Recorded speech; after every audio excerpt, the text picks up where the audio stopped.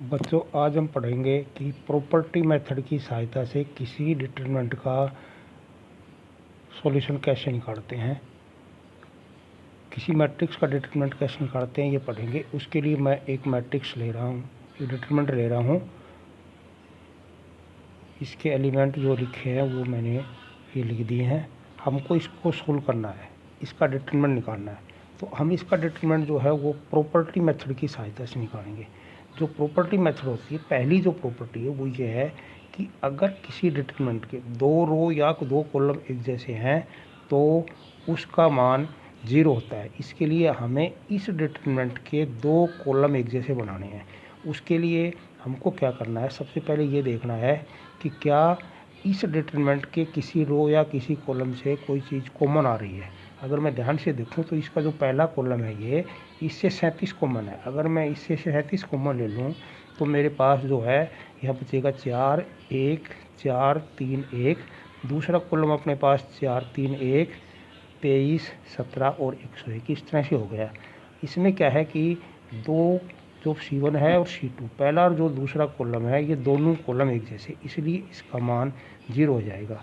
तो ये प्रॉपर्टी है हमारे पास कि किसी भी डिटरमिनेंट की अगर दो रो या दो कॉलम एक जैसे हैं तो उस डिटरमिनेंट का मान 0 होता है। इसके लिए हमको क्या करना है, इस डिटरमिनेंट के दो कॉलम को एक जैसा बनाना है। जो सबसे पहले जो प्रॉपर्टी है, जो बनाने का जो रूल है वो ये है कि अगर किसी भी कॉलम से अगर कोई चीज़ कॉमन आ रही है तो हमको उसको कॉमन लेना है। तो इसके लिए मैंने पहला कॉलम है, इस कॉलम से 37 कॉमन लिया। कॉमन लेने के बाद मेरे पास यहाँ 4 3 1 बच गई है।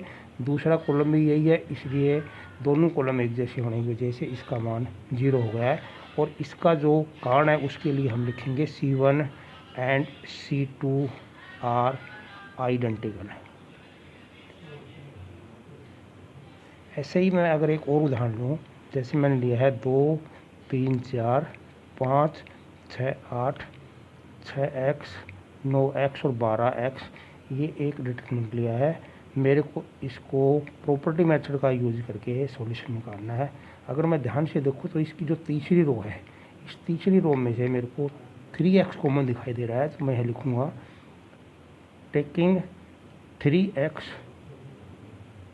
कॉमन फ्रॉम R3 रो 3। अगर मैं तीसरी रो से अगर 3x कॉमन ले लूँ तो मेरे पास 2 3 4 5 6 8 और यहाँ से कॉमन लूँगा तो 2 3 4 बन गया है। यहाँ अगर हम देखें तो दूसरी रो, पहली रो और तीसरी रो आइडेंटिकल है, इसलिए प्रॉपर्टी की सहायता से इसका मान 0 हो जाएगा।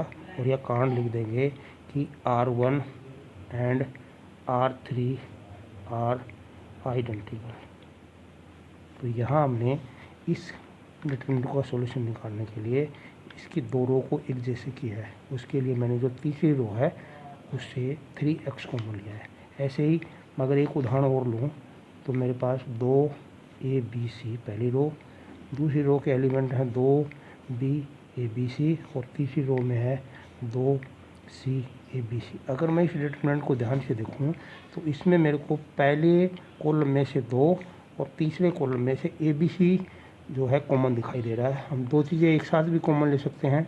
तो taking 2 and 2 from taking common